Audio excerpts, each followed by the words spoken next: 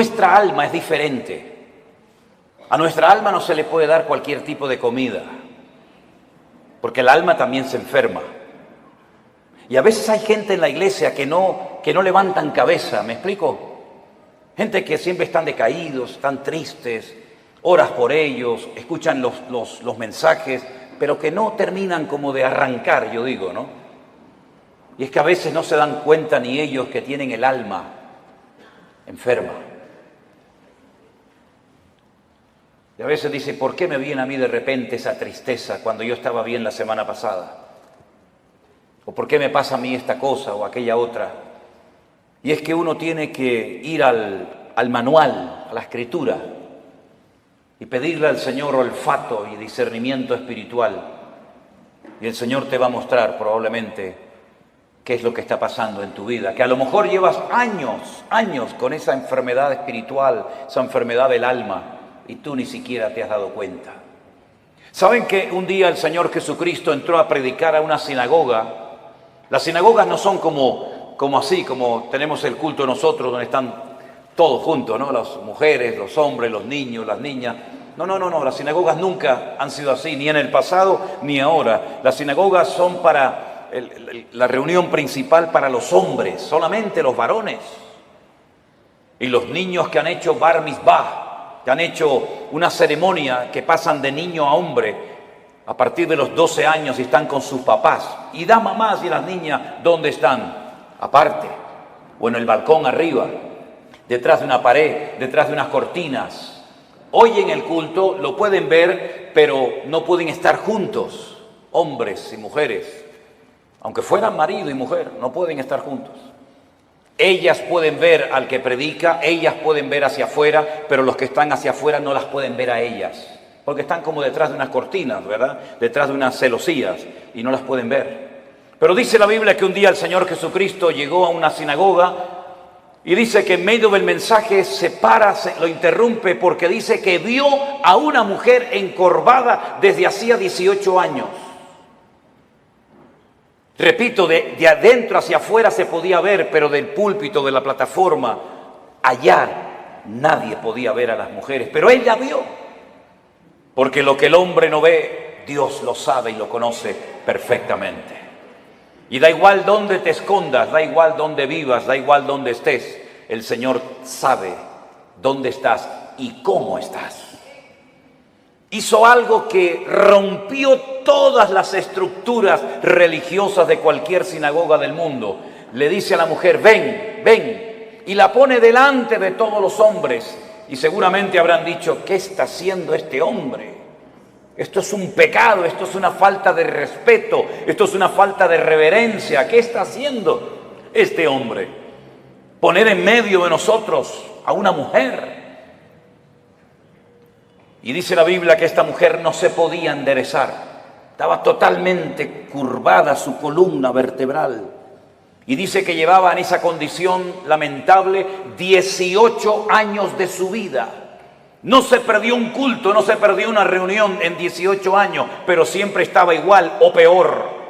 Y esa historia solamente está en el Evangelio de Lucas. Marcos no habló de ella, ni Mateo, ni Juan, pero Lucas sí.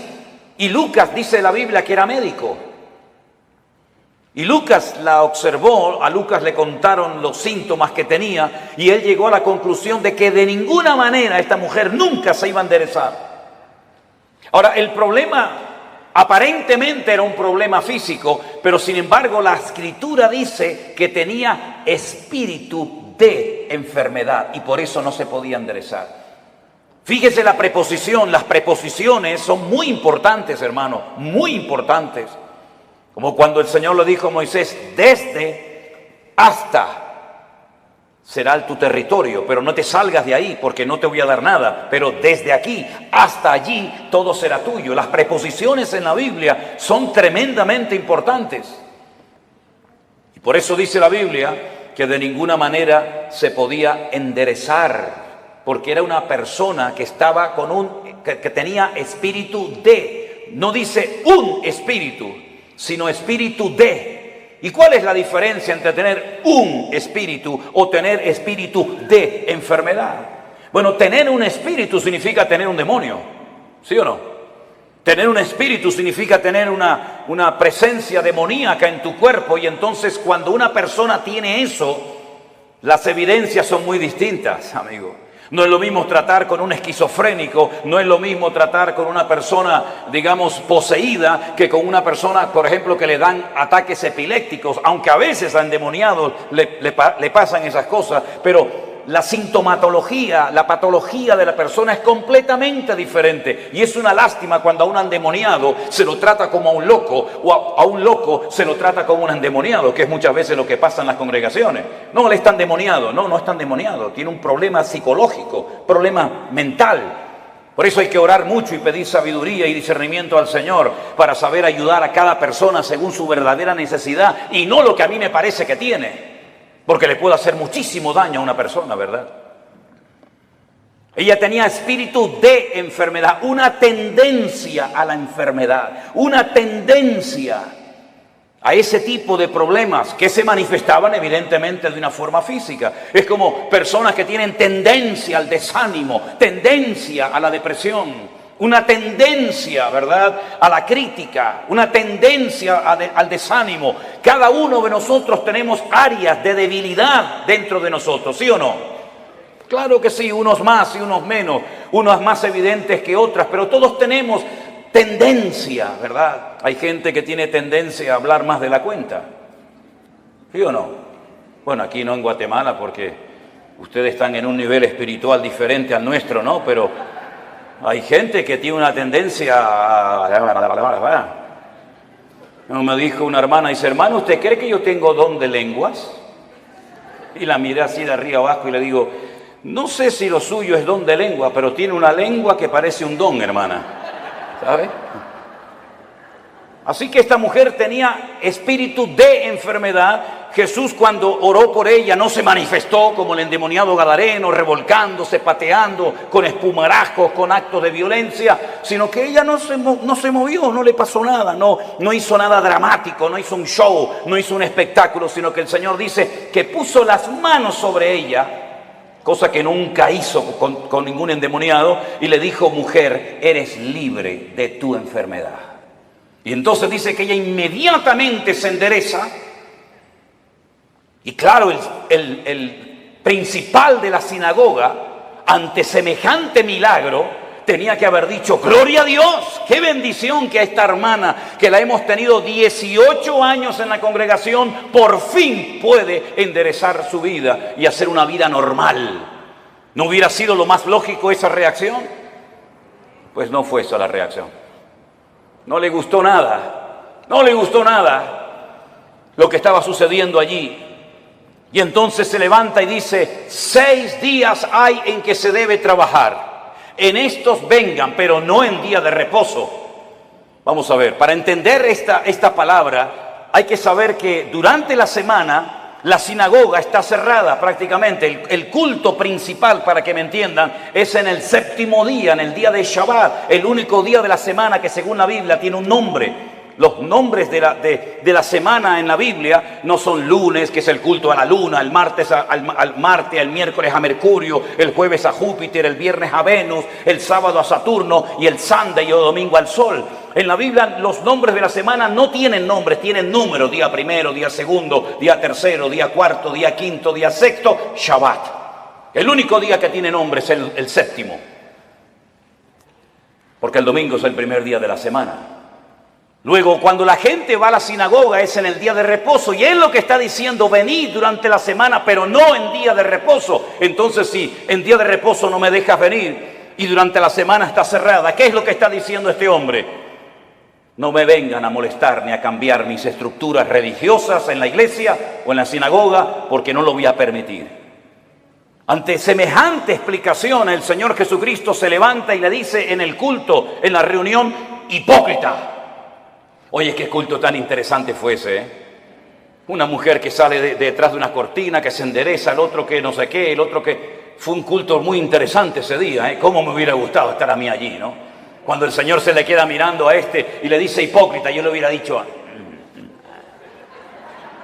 dale, Señor, dale más. Hipócrita, ¿no se levantan ustedes en día de reposo que según ustedes no se puede hacer esto, ni esto, ni esto, ni aquello, ni aquí, ni para allá, y desatan su buey del pesebre y lo llevan a beber, y luego lo traen otra vez, y a esta hija de Abraham que Satanás la tenía atada, la tenía ahí oprimida, no se le debía de desatar en el día de reposo, no dijo liberar, dijo desatar, que es diferente. ¿Cómo es posible que hayas tenido en tu congregación 18 años a una mujer en esta condición y no has movido ni un dedo? Y vengo yo y hace un milagro el Señor a través de su vida y su ministerio, y te enfadas y te enojas por lo que ha sucedido. ¿Saben que hay personas que no quieren que Dios les sorprenda? Hay gente que no quiere cambiar, hay gente que está cómoda, hay gente que está muy cómoda, muy apoltronada con su rutina religiosa, pero el Señor ha venido para romper estructura. El Señor ha venido a su casa a hacer lo que quiere, porque al fin y al cabo la iglesia no es suya ni mía. La iglesia es la casa de Dios y Él es la cabeza, yo soy el cuerpo. ¿Te vas a dejar sorprender por el Señor o ya lo sabes todo? Esto no se puede hacer, esto sí se puede hacer, ahora de pie, ahora sentado. Pero ¿quién eres tú, el dueño de la iglesia? ¿Qué te has creído que eres tú en la iglesia? El que abres y cierras la bendición de Dios. El dueño de la iglesia no es el pastor, no es los ancianos, no son los diáconos, no es la mesa directiva. El dueño de la iglesia es Cristo, y si no es Cristo tienes un grave problema, porque te has convertido en propietario de algo que no te corresponde. En vez de un administrador, en un siervo, que para lo que está es para servir y no para servirse de, como muchos hoy en día, que en vez de servir a la gente lo que hacen es que se sirven de la gente y todo gira en torno a ellos y se enfadan cuando no le dice a la gente: sí, pastor, sí, mi hermano, sí, el ungido, como si los demás no fueran ungidos igual que el pastor. ¿O usted no es ungido? ¿Usted no tiene el mismo espíritu que tengo yo en esta tarde? ¿Usted no lee la misma Biblia que yo? ¿Usted no va al mismo cielo que yo? Entonces, ¿por qué hacemos esas diferencias? No toque al ungido, no moleste al ungido. El ungido, ¿y usted qué es? Si usted no tiene la unción que yo tengo, entonces usted tiene un grave problema. Si el Espíritu Santo que mora en mi vida no mora en la suya, entonces usted no es cristiano, porque hay un solo Espíritu, hay un solo cuerpo, hay un solo bautismo, hay un solo Dios y hay un solo cielo para todos y cada uno de nosotros. Y eso es lo que dice la palabra del Señor, mi querido hermano. Y no hay esas diferencias. Una cosa es el respeto y otra cosa es el servilismo. Hay gente que en vez de ser siervos son como esclavos del hombre, esclavos de la doctrina, esclavos de la denominación, esclavos del ministerio. No, usted no tiene que ser esclavo de nadie, usted tiene que ser siervo de Jesucristo. Ahora dice la palabra de Dios que esta mujer se enderezó, cosa que no podía hacer antes, porque la presencia del Señor llegó a ese lugar. Y donde está el Señor tienen que haber cambios. Lo que no puede ser es que una vida, una familia, una iglesia llamada cristiana estén siempre igual.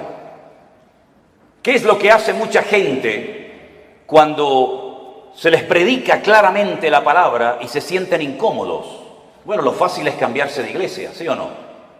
Me voy de esta iglesia porque aquí no hay amor, me voy de esta iglesia porque no cuentan conmigo, me voy de esta iglesia porque el pastor no me ama, me voy y se van a otra y después te enteras que ya no están en esa, están en otra y en otra y en otra. Es que muchas veces el problema lo queremos resolver cambiando de lugar en vez de permitiéndole al Señor que nos cambie el corazón y nos cambie nuestro carácter y nos cambie nuestra vida.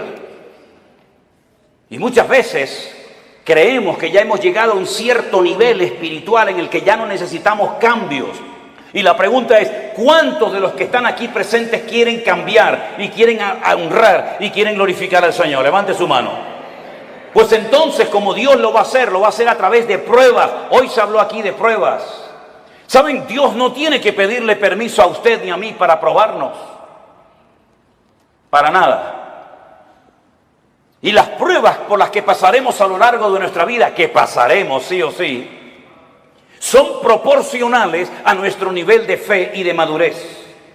Lo cual quiere decir que Dios nunca jamás va a mandar una prueba a usted por equivocación, por error. Ay, esta prueba era para Juan y se la estoy mandando a Antonio. Esta prueba era para la hermana María y me equivoqué y se la mandé a la hermana Juana. No, para nada. Las pruebas están preparadas desde la eternidad para cada uno de nosotros. Y Él nunca nos va a mandar algo que no vamos a poder soportar y llevar. Y en el caso de que nos mandara algo que humanamente hablando decimos, yo no aguanto, yo no puedo con esto. No te preocupes, que el Señor te va a capacitar y te va a ayudar para que tú pases por la prueba con gozo y con la bendición de Dios. Yo siempre he dicho que si las pruebas que el Señor le mandó a Abraham se las hubiera pedido o se las hubiera mandado a David, no las hubiera podido soportar. Porque como dije esta mañana, David ganó muchas batallas fuera del hogar, pero dentro perdió muchas. Sin embargo, cuando el Señor le pide a Abraham que sacrifique a su hijo, él no le dijo al Señor, ¿y por qué? Yo tengo dos, si quieres te sacrifico al primero, a Ismael. No, quiero que sacrifiques a tu único hijo, al que amas. Y le dice a Isaac. Abraham en aquel momento vivía en el sur de Israel, en una ciudad llamada Beersheba. La palabra Beer en hebreo es pozo, Sheba es 7. Beersheba, la ciudad de los 7 pozos. Él vivía en el sur de Israel. Beersheba en la actualidad es la capital del Negev, del desierto del Negev, del sur de Israel. Y el Señor le habla y le dice, ve al monte Moriah a sacrificarme a tu hijo. El monte Moriah está en Jerusalén. Es el monte donde tiempo más tarde se construiría el templo de Salomón. Él viajó, dice la Biblia, 3 días desde el sur de Israel hasta el monte Moriah. Y cuando llegan cerca del monte Moriah y lo ve de lejos, llevaba a algunos criados y él les dice a sus siervos, esperen aquí que nosotros iremos allí, adoraremos y volveremos. Fíjese qué interesante la palabra de Abraham. Iremos, adoraremos y volveremos. ¿Cómo que volveremos si Dios te ha dicho que van 2 y vuelve 1? Subiréis 2 al monte Moriah, pero a uno lo tienes que sacrificar y matarlo allí. Y el que volverá serás tú solo. Pero no dijo eso Abraham. Dice, iremos y volveremos. No fue hasta el ministerio del apóstol Pablo, cientos, miles de años después de este acontecimiento, de la aquedá, como se llama en hebreo, de la atadura, que inspirado por el Espíritu Santo, el autor de la carta a los hebreos y también Pablo, dijo que tenía este hombre tanta fe y tanta confianza en el Señor, que si sacrificaba a su hijo, el Señor se lo podía levantar de entre los muertos. Nunca jamás en la historia Dios había resucitado a un muerto. Nunca había habido un precedente de un muerto que resucitara. Pero Abraham sabía, porque conocía a Dios. Y eso es muy importante, que tú conozcas la esencia de Dios para que sepas si esto viene de Dios o esto viene del diablo o sabe Dios de dónde viene esta prueba. Él sabía que si mataba a su hijo, Dios se lo podía levantar de entre los muertos. Cosa que metafórica o simbólicamente sucedió. Ahora, muchos se han imaginado toda la vida que Isaac era como un niñito pequeño, que si no quiere ir lo empujo y lo llevo a la fuerza. No se equivoque, no es así. Yo he visto en algunas iglesias y he visto en las escuelas dominicales que presentan a un niño de 7, 8, 9, 10 años, que el papá lo sube encima de un altar, lo amarra, saca el cuchillo y lo va a matar. Es que no es así lo que cuenta la Biblia. Si usted saca cuentas, y podríamos ir por los textos para demostrarle lo que le digo, Isaac tenía en ese momento 40 años. 40 años tenía el hijo de Abraham. Y por eso dice que iban ambos juntos, porque Isaac no era tonto. Isaac sabía perfectamente que un sacrificio necesita de una víctima, de un animal, cordero, cabra, oveja, buey o lo que sea. Y por eso él le dice al padre, padre, veo que llevas el fuego. Porque no era la primera vez que subía a un monte a sacrificar algo, a hacer un holocausto. Veo que llevas la leña, veo que llevas todo, pero falta lo principal, falta la víctima, falta el animal. Y el padre le dice, el Señor proveerá, hijo. El Señor proveerá. ¿Tú sabes que el Señor proveerá lo que necesitas? ¿Lo sabes? Abraham sabía que Dios iba a proveer lo que fuera, pero lo iba a proveer.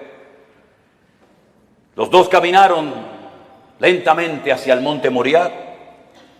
Isaac se somete a la voluntad del padre porque entiende que la víctima en ese caso, en ese día, va a ser él. Se deja amarrar, se pone encima del holocausto, porque la palabra que aparece en el texto original en hebreo no es que lo matara, sino que lo matara y lo quemara. Lo matara y lo quemara. Imagínate la prueba tremenda. E Isaac se somete. y está dispuesto a ser una víctima inocente porque el Dios de su padre le ha dicho que así se tienen que hacer las cosas. Ahora, Abraham venía de una tierra donde sacrificar a hijos, sacrificar a niños, sacrificar a vírgenes, sacrificar a personas era lo más normal del mundo. Pero él sabía que el Dios de su padre no era un Dios que pedía víctimas inocentes de seres humanos, pero aunque no entendía nada, se sujeta al plan y a la voluntad de Dios. Hermanos, nosotros no hemos sido llamados para entender todo lo que Dios nos va a pedir y todo lo que Dios va a hacer en nuestra vida. Gracias a Dios no tenemos esa obligación de entender las cosas, pero sí tenemos la obligación y el deber de obedecer a Dios, aunque no entienda la voluntad y la voz de Dios para mi vida. Isaac no dijo, ¿y por qué yo? ¿Y por qué no Ismael? ¿Y por qué esto? ¿Y por qué aquello? Sino se sujetó. Silencio absoluto. ¿Oyen ustedes a Isaac hablando con su padre? ¿Oyen ustedes a Isaac quejándose contra Dios? En absoluto. Porque Isaac en ese momento, aunque él no era consciente, es un tipo de Cristo, sometiéndose a la voluntad del Padre Eterno, entregando su vida por todos y cada uno de nosotros. Y en el momento en el que Abraham va a sacrificar a su hijo, dice que se oyó una voz del cielo diciendo, alto Abraham, no lo hagas. La prueba no se produjo porque Dios quería comprobar la obediencia de Abraham. Es que Dios no te prueba a ti, mi hermano, ni a ti, mi hermana, para saber cómo vas a reaccionar. Es que Dios no necesita probarte para saber cómo eres. Sí. Es que Dios no necesita pasarte por una prueba económica, física, espiritual o de la índole que sea para comprobar si eres obediente o eres un rebelde, si eres una persona espiritual o eres un cabezón. Dios no necesita probarte para sacar conclusiones. Ya Dios te conoce desde el vientre de tu madre. Las pruebas son para que tú descubras cómo eres tú realmente delante de Dios. Es un test, es un examen, es una prueba que Dios te pasa a ti para que sepas si verdaderamente amas a Dios o no lo amas. Para que te des cuenta si eres tan obediente como dices o aparentas ser. Las pruebas no son para demostrarle a Dios nada, son para demostrarte a ti mismo el tipo de creyente que tú eres. No el que te gustaría ser, sino el que realmente eres en ese momento. Y en esa prueba sale tu verdadero yo. Sale lo mejor de ti o puede salir lo peor de ti. Es en la prueba donde se ve realmente si se puede contar contigo. Todo eres bla, bla, bla, bla, bla, planes, proyectos, ideas, pero a la hora de verdad no vales para nada. Es en la prueba donde se demuestra si tú verdaderamente tienes paciencia y tienes temor de Dios y respetas al Señor y estás dispuesto a sacrificarte. Las pruebas, repito, no son para demostrarle a Dios nada. Las pruebas son para que tú te des cuenta el tipo de madurez, tus debilidades, tus carencias o tus puntos fuertes. Y es interesante notar que no fue necesario que Abraham sacrificara a Isaac, porque quedó bien claro para todo el mundo allí presente y para las futuras generaciones que Abraham era un hombre que amaba a Dios. Fíjense qué interesante que Abraham nunca leyó la Biblia. Abraham nunca leyó los Proverbios. Abraham nunca supo nada del Apocalipsis. Abraham nunca tuvo un pastor. Abraham nunca habló en lenguas. Abraham nunca, jamás asistió a ninguna congregación.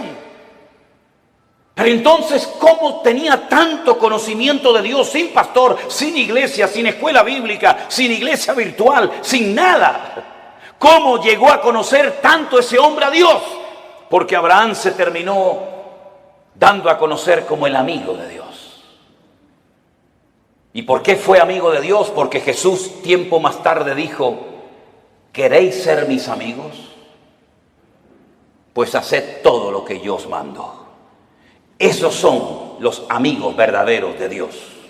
Aquellos hombres y mujeres que aunque no entienden lo que está pasando, ni cuánto va a durar la prueba, son capaces de someterse a la voluntad de Dios sin entenderlo todo, pero que conocen a Dios por la comunión y por la relación que tienen con Él. ¿Cuántos dicen amén? Lo mismo le pasó a José. José nunca fue a ninguna iglesia. José nunca tuvo un pastor que le instruyera, que le ayudara, que le aconsejara. José nunca leyó la Biblia, pero cuando llegó el momento de la prueba más grande de su vida, Él salió corriendo porque él dice, ¿cómo voy yo a pecar contra mi Dios haciendo semejante cosa? ¿Cómo él sabía si no estaban los 10 mandamientos escritos? No estaba ni una palabra, ni una coma, ni una tilde de la Biblia escrita. ¿Cómo él sabía que eso no le agradaba a su Dios? Porque el que conoce a Dios sabe lo que a Dios le agrada y lo que Dios abomina. ¿Por qué hay tanta gente en las iglesias hoy en día que están todo el santo día pidiendo confirmación? ¿Me puede el Señor confirmar si estoy llamado o no? ¿Me puede el Señor confirmar si tengo que ir allí o no? ¿Qué confirmación necesitas tú, mi hijo? Lea la Biblia, métase en la comunión con el Señor y no va a necesitar que nadie le ponga la mano encima para que le diga lo que usted tiene que hacer. Esa dependencia enfermiza de la oveja, del pastor, como si el pastor fuera su papá, como si el pastor le tiene que decir, vaya al baño ahora. No, ahora no vaya al baño, vaya para allá. No, eso no es así, hay que ya crecer, hay que madurar, hay que aprender a ser autodidactas, porque llegará el momento que no existirá iglesia virtual, que no nos dejarán predicar en YouTube, que no nos dejarán predicar en Facebook. Llegará un momento que nos arrancarán las Biblias, llegará un momento que nos perseguirán, y en ese momento todo lo que han aprendido, si es que han aprendido algo, es lo que te va a mantener firme contra los ataques que vendrán en el futuro, mi querido hermano. No dependa de mí, por el amor de Dios, no dependa de la iglesia, dependa del Dios Todopoderoso, aleluya. Y si no lo aprende, dudo que aguantes la prueba, porque la prueba solamente la aguantan los que aman a Dios. Yo he descubierto eso, hermanos. Las pruebas no las sacan con buena nota, con buena calificación los que han aprendido a cantar muy bien. Las pruebas no las aprueban aquellos que saben, digamos, predicar muy lindo. No, las pruebas las aprueban con muy buena nota los que en el fondo aman a Dios con toda su alma y con todo su corazón. Porque cuando una persona ama, hace cualquier locura. Cuando una persona ama, está dispuesta a poner a un hijo sobre un altar y degollarlo como si fuera una bestia. Cuando una persona ama, es capaz de oír de los labios de Cristo, vas a morir crucificado como yo. Y Pedro dice, tú sabes que yo te amo, Señor. Cuando una persona ama, está dispuesta a estar solo en una cárcel, sabiendo que no estoy solo, sino que Él está conmigo y puedo terminar mi carrera y guardar la fe. Y cuando uno ama a Dios de todo corazón, puede escribir una carta diciendo, en mi primera defensa ninguno estuvo a mi lado, todos me desampararon. Pero no lo habla desde la amargura, no lo habla desde el rencor o el resentimiento, sino que dice, no se preocupen, hermano, Demas me abandonó, Alejandro me causó muchos males, el otro se fue por aquí, el otro se fue por allá, me sacaron de la celda, me llevaron al juicio, nadie estuvo a mi lado, pero el Señor estuvo a mi lado y me dio fuerzas, aleluya, y me guardó de la boca del león. En el peor momento de su vida, cuando todos, Timoteo, Tito, Priscila, Aquila, Silas, el otro tenían que estar con Pablo, ni uno apareció. Pero el Señor estuvo a mi lado y me libró de la boca del león y me seguirá librando. A Él la gloria y la honra y el imperio por los siglos de los siglos, dice Pablo. A ese nivel tenemos que llegar. A ese nivel de fe, a ese nivel de madurez, a ese nivel de esfuerzo y sacrificio es al que tenemos que llegar todos y cada uno de nosotros. Porque todos vamos a ser probados en mayor o en menor medida.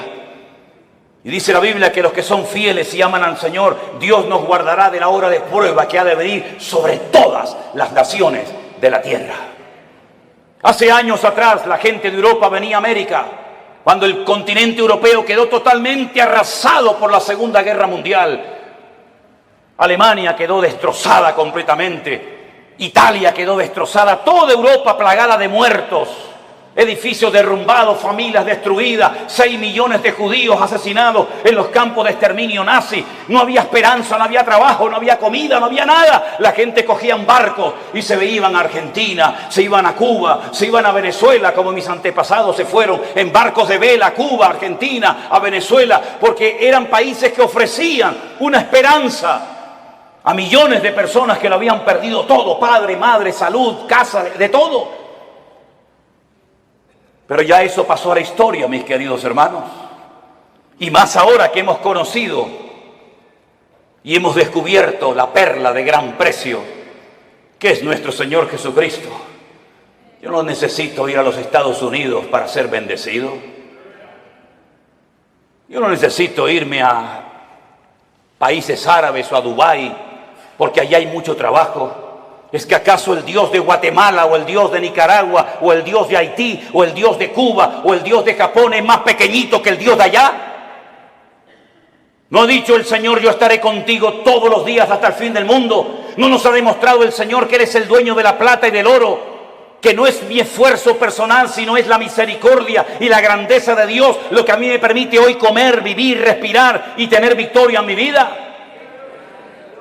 Permítame decirles que este muchacho que estuvo a punto de ser sacrificado, imitando o intentando imitar el ejemplo de su padre, cuando hubo miseria y los animales no tenían pasto para comer y faltaba el agua en los pozos, él sintió en su corazón hacer lo mismo que hizo su padre, que ir a Egipto.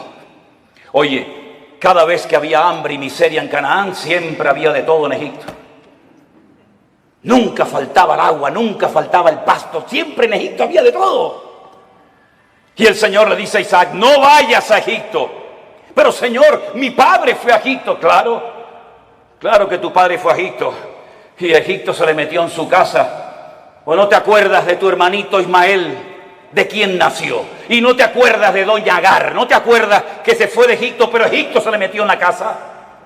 Tú no tienes que ir a Egipto para nada, tú te quedas aquí. Pero Señor, yo vivo en Beersheba, yo vivo en un desierto, no hay agua, no hay nada. Y el Señor le dice, siembra. ¿Pero dónde? Siembra ahí en la arena, siembra en la arena. Y después, ¿cómo riego la semilla? Escarba, busca. Y empezó a escarbar, ¡pum!, le salió agua. Y vinieron los enemigos y dijeron, hay que taparle el pozo. Y le taparon el pozo. ¿Y ahora qué hago? ¿Me voy a Egipto? No, vete más allá. Siembra más allá y busca agua. Y encontraba agua en todos los lados. El agua estaba debajo, solamente había que buscarla. Y dice que ese año sembró y cosechó a 100 por 1 en el desierto sin agua. Y al final vinieron los enemigos, los que le echaban tierra y piedras a sus pozos, a hacer un pacto con él, a pedirle perdón y a decir, se nota que Dios está contigo. Eso es lo que el mundo necesita ver en nosotros los cristianos. Que nuestra dependencia no está del dólar, nuestra dependencia no está de los países del norte. Nosotros dependemos del Rey de Reyes y Señor de los señores. Y el Señor está contigo como poderoso gigante. ¡Alabado sea Dios! ¡Aleluya! ¿No dice el Señor que yo soy el Dios de la plata y del oro? Qué fácil es decirlo, ¿no? ¿Sí? Nosotros hemos vivido por fe 40 años de nuestra vida. Y hemos enseñado a nuestras hijas a vivir por fe. Y hemos vivido desde el minuto 1 que nos casamos y desde el minuto 1 que salí de la escuela bíblica he vivido por fe. No he dependido de nada ni de nadie, sino solamente del Señor. Ha habido momentos de abundancia, ha habido momentos de escasez, pero el Señor nunca nos ha fallado, jamás, jamás. Hemos dormido en grandes hoteles, hemos dormido en carreteras, hemos dormido en selvas, hemos dormido en gasolineras, hemos dormido en la calle, hemos dormido en casas abandonadas, hemos dormido en montones de lugares, pero no da igual, porque lo importante no es lo que uno tiene, lo importante es lo que uno es en Cristo Jesús. Y ese nivel de fe es la que necesitamos hoy en día los cristianos del siglo XXI. Yo decía esta mañana y se lo recuerdo que a veces el mundo se ha metido de tal manera en nuestras vidas que parece que si no tenemos el último zapato, la última camisa, el último teléfono, la última computadora, como que nos entra la depresión. Y yo pregunto, ¿qué tenía Pablo? ¿Qué tenía Pedro? ¿Qué tenía Santiago? ¿Qué tenían nuestros hermanos en la Segunda Guerra Mundial? No tenían nada, pero cuanto menos tienes es cuanto más el Señor está contigo. Y esa es la vida que el Señor quiere que vivamos. Por eso yo siempre he predicado y lo digo. Hermanos, la Biblia que predicamos es la misma. El Espíritu Santo es la misma. El Salvador es el mismo. El poder de Dios es el mismo. Pero la iglesia no es la misma. No, la iglesia no es la misma. He conocido cristianos en Estados Unidos, mejor dicho, pastores, que me dicen, ¿saben lo primero que me pregunta una persona cuando viene a nuestra iglesia pensando en la posibilidad de hacerse miembro de la iglesia? Digo, no. Dice, ¿tienen buenos aparcamientos, buenos estacionamientos para los carros aquí? ¿sí? ¿Tienen aire acondicionado las clases de los niños? ¿Sí? ¿Las butacas de la iglesia son de madera o son así mulliditas? Y cuando pasan la lista y tienen todo lo que sus necesidades demandan, ¿se hacen o no miembros de esa iglesia? Yo te mandaría un tiempo a África, a Corea del Norte, a Irán, a Pakistán, y a lugares donde los hermanos a escondidas de noche tienen que ir con un pico y una pala a romper bloques de hielo así de gordo y bautizarse en lagos helados para que no los maten las personas que están a su alrededor.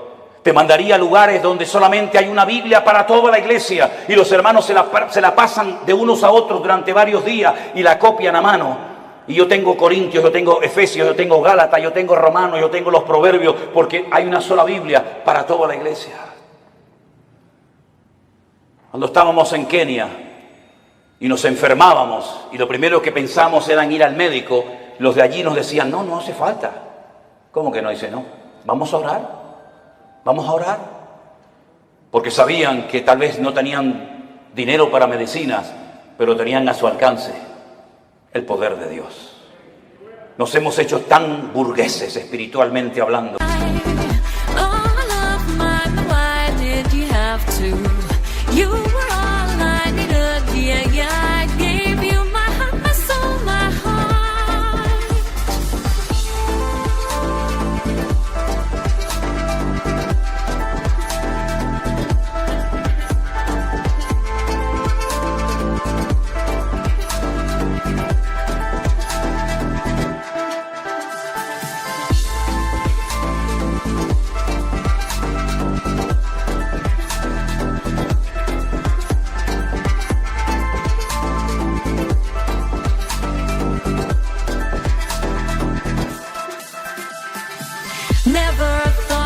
Love like this.